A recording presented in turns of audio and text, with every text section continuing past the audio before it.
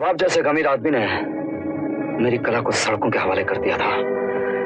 गोवा के एक एक फुटपाथ से मैंने सुर सीखे हैं। दोस्तों, हम इस वीडियो में बात करेंगे जो सन 1982 में मिथुन चक्रवर्ती के फिल्म आई थी डिस्को डांसर। इस फिल्म को रिलीज करने से क्यों रोका जा रहा था, इसका क्या वजह रही होगी।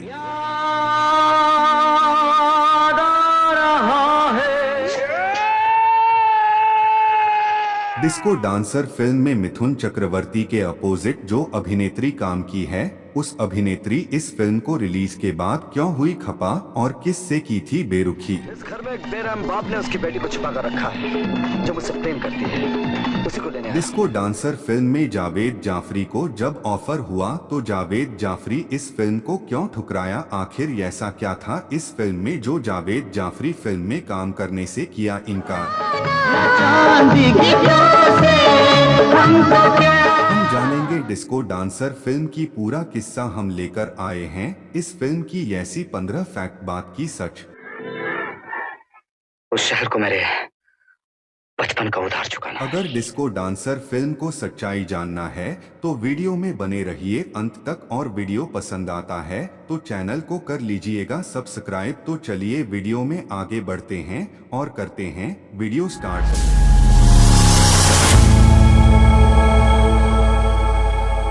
दोस्तों, आइए बात करते हैं disco dancer. Babbar Subhash film unit के बैनर तले इस फिल्म ने 17 दिसंबर 1982 को सिनेमा घरों में दस्तक दी थी। 2 घंटा 15 मिनट की लंबाई वाली इस फिल्म का निर्माण और निर्देशन किया था बब्बर सुभाष ने। फिल्म की कथा, पटकथा और संवाद लिखे थे राही मासूम रजा, और दीपक बलराज भी जी ने इस फिल्म के प्रमुख और सहयोगी कलाकारों में शामिल थे।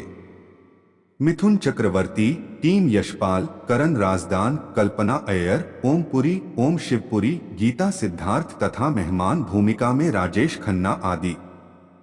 फिल्म डिस्को डांसर की मदमस्त कर देने वाली गीतों के धुनों को सजाया था बप्पी लहिड़ी ने, और इनके बोल लिखे थे अनजान, और फारूक कैसर ने इन गीतों में अपनी सुमधुर आवाज दी थी। किशोर कुमार, बप्पी लहरी, विजय बेंद, पार्वती खान, उषा उथुप, नंदू भेंडे, सुरेश वाडकर, उषा मंगेशकर आदि फिल्म में सारे वर्जन मिलाकर कुल 8 गीत रखे गए थे, जिनके बोल थे आई एम मैं डिस्को डांसर, जिमी जिमी आजा आजा, कृष्णा धरती पर आजा याद आ रहा है, और गोरों की ना कालों की गीत की 2 वर्जन। चलिए अब जानते हैं इस फिल्म से जुड़े हुए 15 खास अननोन फैक्ट के बारे में। फैक्ट नंबर 1, डिस्को डांसर को लगभग 40 लाख रुपए के बजट में बनाया गया था और इसने बॉक्स ऑफिस पर 3 करोड़ 20 लाख रुपए की कमाई की थी। इस तरह से यह फिल्म बॉक्स ऑफिस पर सुपरहिट मानी गई। भारतीय बॉक्स ऑफिस पर उस साल सर्वाधिक कमाई करने वाली फिल्मों के सूची में यह 14वें स्थान पर रही थी। अगर साल 1982 की 3 सबसे कमाऊ फिल्मों की बात करें तो पहले स्थान पर रही फिल्म विधाता, जिसने 8 करोड़ रुपए की कमाई की और ब्लॉकबस्टर साबित हुई। दूसरे स्थान पर रही फिल्म प्रेम रोग, जिसने 6 करोड़ 50 लाख रुपए की कमाई की और ये भी ब्लॉकबस्टर साबित हुई। तीसरे स्थान पर रही फिल्म नमक हलाल, जिसने 6 करोड़ 25 लाख रुपए की कमाई की और सुपरहिट कहलाई। यहाँ पर एक दिलचस्प बात यह भी है कि फिल्म डिस्को डांसर को भारत से ज्यादा विदेशों में अप्रत्याशित सफलता हासिल हुई, विशेष करके सोवियत यूनियन और चीन जैसे बसों में। सोवियत यूनियन में ये फिल्म 1984 में रिलीज हुई, इस कारण 1982 के बॉक्स ऑफिस आंकड़ों में डिस्को डांसर के इस कमाई को शामिल नहीं किया जाता है।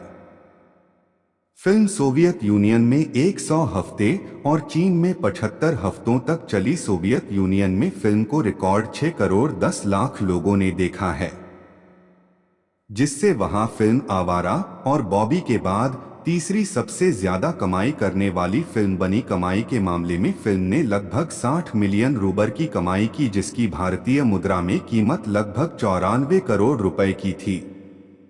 इसके अलावा अगर भारत में कमाए गए 6 करोड़ 40 लाख को भी सम्मिलित कर दिया जाए तो इसकी कुल कमाई 1 अरब रुपए से भी ज्यादा की हो जाती है। याद रहे कि ये कमाई वर्ल्ड वाइड ग्रॉस कमाई है। अर्थात विश्व भर की कमाई जिसमें टैक्स भी सम्मिलित है। आज के समय में जब 1 अरब की बात की जाती है तो ये डोमेस्टिक नेट कमाई होती है। अगर भारत में ही टैक्स हटाकर फिल्म की कमाई, इस कारण दोनों आंकड़ों की तुलना नहीं की जा सकती है। इसके अलावा 1971 से 1991 के दौरान भारत और सोवियत के बीच 20 वर्षीय संधि पर हस्ताक्षर हुए थे। एक बात यह भी थी कि भारत की फिल्मों को रूस में विशेष वरीयता दी जाती थी। डिस्को डांसर भी इसी कड़ी का हिस्सा रही और मिथुन रूस के सबसे बड़े स्टार के रूप में उभरे। Fact number 2। डिस्को डांसर से पहले भी मिथुन ने कई फिल्मों में अपने नृत्य कला का प्रदर्शन किया था, लेकिन उस समय इनके नृत्य को फूहड़ और बेअदब करार दिया गया। डिस्को डांसर से पहले अपने एक इंटरव्यू में मिथुन चक्रवर्ती ने इस पर पलटवार करते हुए जवाब दिया था कि जब इसी तरह का नृत्य जॉन ट्रैवल्टा करते हैं तो लोग उन्हें उत्कृष्ट कलाकार मानते हैं, और वैसा ही नृत्य जब मैं करने का प्रयास करता हूं तो समीक्षक मेरी आलोचना करते हैं। मिथुन आगे कहते हैं कि दुनिया भर में उन्होंने जहां भी अष्टय सोच किए हैं वहां लोग उनके नृत्य के दीवाने हो गए हैं और वह इसी इंतजार में है कि कब कोई उनकी नृत्य कला का भली भांति इस्तेमाल कर पाएगा। गौर करने वाली बात है कि मिथुन ने साहस और आमने सामने जैसी फिल्मों में अपने डिस्को डांसिंग का प्रदर्शन किया और इसके कुछ महीनों बाद फिल्म डिस्को डांस रिलीज हुई, जिसने मिथुन को डांस की दुनिया का सरताज बना दिया। Fact number 3। साल 1982 में डिस्को थीम और डिस्को गीतों वाली कई फिल्मों रिलीज हुई। इनमें से ज्यादातर फिल्मों बड़े बजट की थी और जिनमें बड़े बड़े कलाकारों ने काम किया था। इन फिल्मों के मुकाबले डिस्को डांसर एक कम बजट की फिल्म थी, पर इन सभी फिल्मों के बीच सही मायनों में सफलता केवल डिस्को डांसर ने हासिल की। इन फिल्मों में शामिल थी फिल्म सनम तेरी कसम, जिसमें कमल हासन ने डिस्को डांसर की भूमिका निभाई थी। इस फिल्म से दर्शकों को काफी उम्मीदें थी, क्योंकि इसका निर्माण अभिनेत्री रीना रॉय के बैनर तले हुआ था और कमल हासन एक दूजे के लिए जैसी ब्लॉकबस्टर फिल्म देकर काफी लोकप्रिय हो गए थे, पर इस फिल्म ने केवल औसत सफलता हासिल की। इसके अलावा कुमार गौरव रति अग्निहोत्री फिल्म स्टार में भी इस साल की एक और डिस्को आधारित फिल्म रही, जो कि बॉक्स ऑफिस पर धराशायी हो गई और साल की सबसे बड़ी फ्लॉप फिल्म साबित हुई। सनम तेरी कसम और स्टार के अलावा एक अन्य फिल्म जमाने को दिखाना है भी आई, जिसकी कहानी में यूं तो डिस्को शामिल नहीं था, पर इस फिल्म के लिए लंदन से डिस्को लाइटिंग लाई गई थी, जिन्हें कंप्यूटर द्वारा संचालित किया जाता था। ये भारत में इस तरह की लाइटिंग के सबसे पहले प्रयोग में से एक था, जिससे फिल्म के 3 गाने शामिल किए गए थे, पर यह फिल्म भी नहीं चली। ऐसे में डिस्को डांसर जैसी फिल्म की अप्रत्याशित सफलता में लोगों को हैरान कर दिया था। Fact number 4।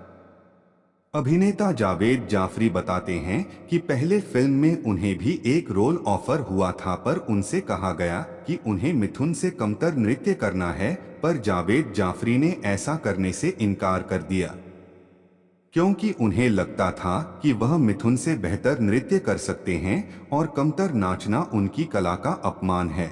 ऐसे में ये भूमिका करण राजदान को दे दी गई, जिनकी ये बतौर अभिनेता सबसे सफल फिल्म साबित हुई। Fact number 5। Film disco dancer का संगीत बेहद ही लोकप्रिय हुआ और इसने देश विदेश में खूब धूम मचाई। फिल्म का संगीत 1980 के दशक का 23वां सबसे अधिक बिकने वाला एल्बम साबित हुआ। 1983 के बीच का गीत माला फिल्म के 2 गीतों को जगह मिली, जहां 8वें स्थान पर I am a disco dancer रहा वही याद आ रहा है गीत को 20वां स्थान प्राप्त हुआ था। Fact number 6। Film disco dancer से कई नए गायकों को मौका मिला, जिनमें विजय बेनेडिक्ट और पार्वती खान महत्वपूर्ण रहे। पार्वती खान दरअसल फिल्म के सिनेमा फोटोग्राफर नदीम खान की पत्नी थी, जिन्होंने लंदन में कुछ और एल्बम किए थे, पर अपेक्षाकृत सफलता मिलने के कारण वह काफी निराश थी। ऐसे में नदीम खान के पिता और पार्वती खान के ससुर गीतकार राही मासूम रजानी बब्बर सुबास से सिफारिश की कि वो पार्वती खान को फिल्म में गाने का मौका दे। इस तरह से बप्पी लहरी ने फिल्म के गीत जिमी जिमी आजा आजा को पार्वती खान से गवाया, जिससे वो रातों रात स्टार बन गई। पर ये बात और है कि वो इस सफलता को लंबे समय तक बरकरार नहीं रख पाई। Fact number 7।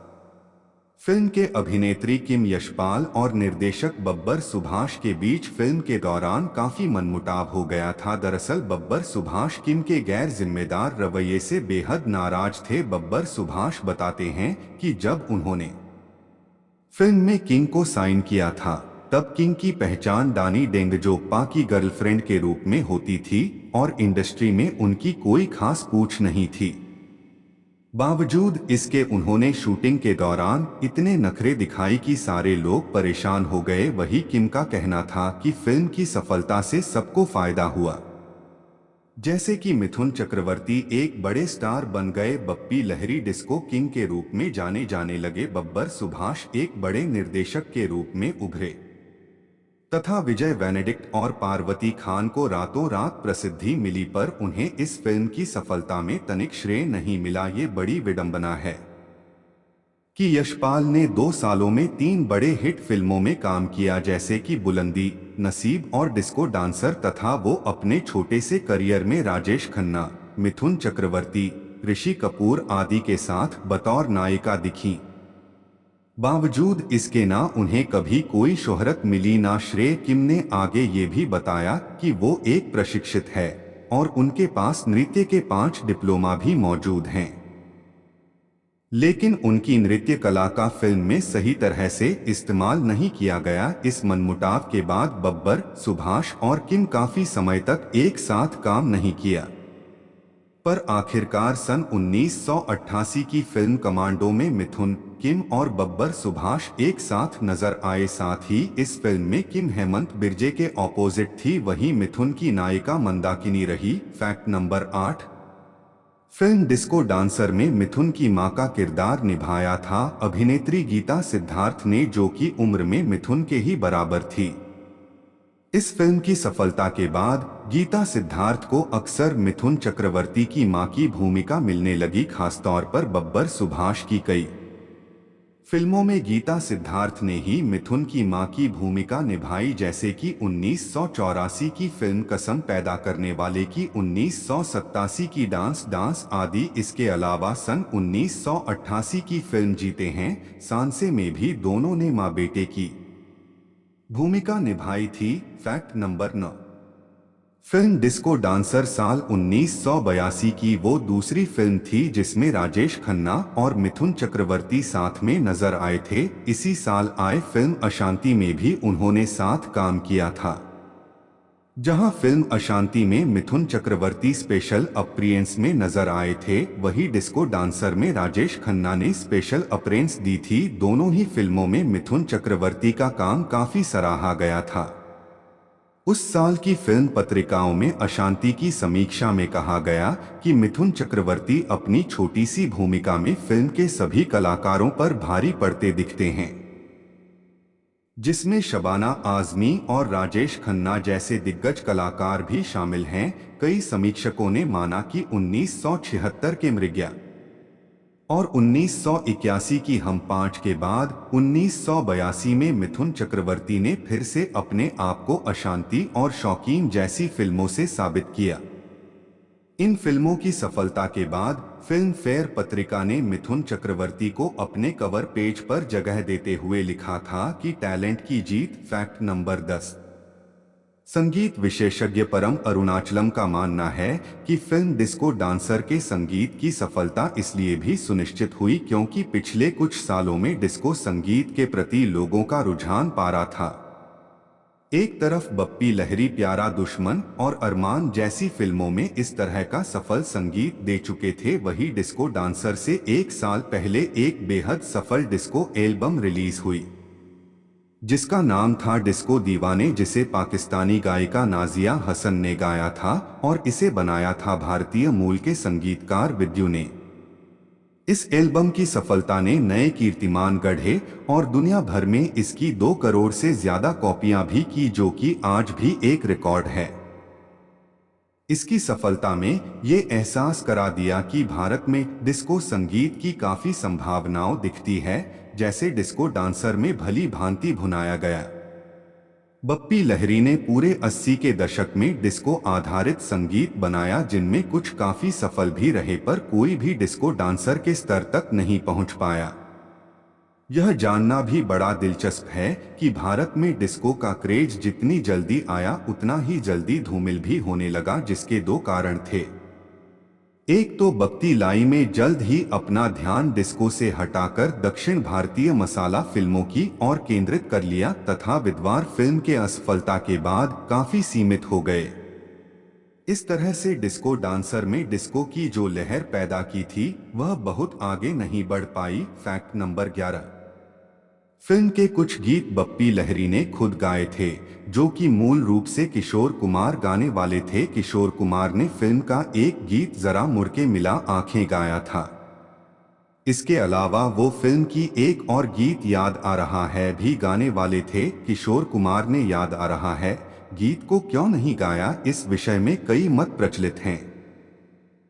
पहला मत ये है कि किशोर कुमार मिथुन चक्रवर्ती से खफा थे, क्योंकि मिथुन ने उनकी पूर्व पत्नी योगिता बाली से शादी कर ली थी। पर यह बात भी सच थी कि बप्पी लहरी और R.D. बर्मन की फिल्मों में वो मिथुन के लिए गाने को तैयार हो जाते थे। ऐसे में दूसरा मत ये है कि किशोर कुमार ये गीत गाने को तैयार हो गए थे, पर जिस दिन रिकॉर्डिंग थी उस दिन स्टूडियो की लिफ्ट खराब हो गई और किशोर कुमार क्योंकि उस समय सांस की तकलीफ से जूझ रहे थे, इस कारण सिर ही चढ़कर ऊपर जाने में सक्षम नहीं थे। इसके चलते वो वापस लौट गए। फिल्म की शूटिंग में दिक्कत ना हो इस कारण बप्पी लहरी में इस गीत का डेमो वर्जन रिकॉर्ड किया। जब ये वर्जन किशोर कुमार ने सुना तो उन्होंने बप्पी लहरी से कहा कि तुमने भी इस गीत को काफी अच्छा गाया है और इसे फिल्म में तुम अपनी आवाज में ही रखो। इस तरह से यह कहा जाए तो गलत ना होगा कि यह दूत बप्पी लहरी के द्वारा गाया हुआ उनके करियर का सबसे बेहतरीन गीत है। Fact number 12। Disco dancer film ने कई फिल्मों, गीतों, किताबों और लोगों को प्रभावित किया। फिल्म को तमिल में पादुवन पदे और तेलुगु में डिस्को किंग नाम से बनाया गया। इसके हर गीत को दुनिया भर में रिमिक्स किया गया और फिल्म को डिस्को डांसर जिमी के नाम से ख्याति प्राप्त हुई। हाल ही में सारेगामा ने टाइगर श्रॉफ के साथ I am a disco dancer गीत का रिमिक्स वर्जन लॉन्च किया था, जिसे काफी आलोचनाओं का सामना करना पड़ा था। Fact number 13। डिस्को डांसर फिल्मों में शामिल है जिन पर कई पुस्तकें लिखी जा चुकी हैं। डिस्को डांसर के तर्ज पर मिथुन चक्रवर्ती के नाम पर कॉमिक्स भी बनाई गई, जिसका नाम था जिमी झिंगचक, जिसे 2008 में सौरभ महान पत्रकार के द्वारा लिखा गया था। इस तरह से मिथुन चक्रवर्ती उन गिनी चुनी फिल्मी शख्सियतों में से एक हैं जो किसी उपन्यास या कॉमिक्स के किरदार रह चुके हैं। इनके अलावा अमिताभ बच्चन और पद्मिनी कोल्हापुरी जैसे कलाकार भी काल्पनिक कहानियों के किरदार के रूप में नजर आ चुके हैं। कई एकेडमिक किताबें भी लिखी गई जो मिथुन चक्रवर्ती की सोवियत यूनियन में सफलता का आकलन करती हैं। मसलन 2008 में सुधा राजगोपालन के द्वारा लिखित डिस्को डांसर अलोन। इसके अलावा अनुभव पाल ने 2011 में डिस्को डांसर और कॉमेडियन 5 एक्ट्रेसेस नाम से इस फिल्म पर एक व्यंग्यात्मक पुस्तक लिखी थी। Fact number 14। डिस्को डांसर जब रिलीज हुई तो फिल्म की सफलता पर संशय के बादल मंडरा रहे थे। दरअसल दिसंबर 1982 में मिथुन की 2 फिल्मों स्वामी दादा और तकदीर का बादशाह रिलीज हो चुकी थी और दोनों ही फिल्मों ने बॉक्स ऑफिस पर अपेक्षाकृत प्रदर्शन नहीं किया था। इसके अलावा डिस्को डांसर के अगले हफ्ते ही साल की सबसे बड़ी फिल्मों में से एक विधाता रिलीज होने वाली थी, जो उस साल की सबसे अधिक कमाई करने वाली फिल्म भी बनी। ऐसे में डिस्को डांसर को लेकर ये डर था कि शायद इन 2 असफलताओं के कारण इस फिल्म को अच्छी ओपनिंग ना मिल पाए और विधाता के रिलीज होने के चलते फिल्म का बिजनेस भी प्रभावित हो जाए। पर सबकी अपेक्षाओं के विपरीत डिस्को डांसर को 80 की बढ़िया ओपनिंग मिली। विशेष करके बंगाल में फिल्म का प्रदर्शन बेहद ही उत्कृष्ट रहा, साथ ही इसका हफ्ते दर हफ्ते सुधरता रहा और इसमें जबरदस्त सफलता हासिल की। फैक्ट नंबर 15, बप्पी लहरी के लिए इस साल 1982 कई सौगातें लेकर आई। इस साल उन्होंने 2 बेहद ही सफल फिल्मों में संगीत दिया, जो कि उस दशक के 25 सबसे अधिक सफल एल्बम में शुमार किए गए। ये फिल्मों थी नमक हलाल और disco dancer. Bappi Lahiri film सुरक्षा के समय से ही मिथुन की आवाज बन गए थे और वही इसी समय वो अमिताभ बच्चन के लिए कालिया और नमक हलाल जैसे फिल्मों के लिए संगीत दे रहे थे। नमक हलाल फिल्म ने जहां साल 1982 में फिल्म फेयर का सर्वश्रेष्ठ संगीत निर्देशन का नामांकन दिलवाया, वहीं डिस्को डांसर ने उन्हें अंतर्राष्ट्रीय ख्याति दिलाई। नमक लाल जहां साल की तीसरी सबसे बड़ी हिट फिल्म साबित हुई, वहीं डिस्को डांसर अंतर्राष्ट्रीय स्तर पर भारत की सबसे सफल फिल्मों में से एक रही। इस तरह से इस साल बप्पी लहरी ने मिथुन और अमिताभ बच्चन के बीच सफलता का बांध बांधने का काम किया। दोस्तों, ये थी मिथुन चक्रवर्ती की साल 1982 में आई विश्व प्रसिद्ध फिल्म डिस्को डांस की कुछ खास जानकारियां। आपको यह जानकारी कैसा लगा कमेंट करके बताइएगा और वीडियो पसंद आ जाए तो चैनल को सब्सक्राइब कर लीजिएगा। बस इस वीडियो में इतना ही, मिलते हैं नेक्स्ट वीडियो में, तब तक नमस्कार।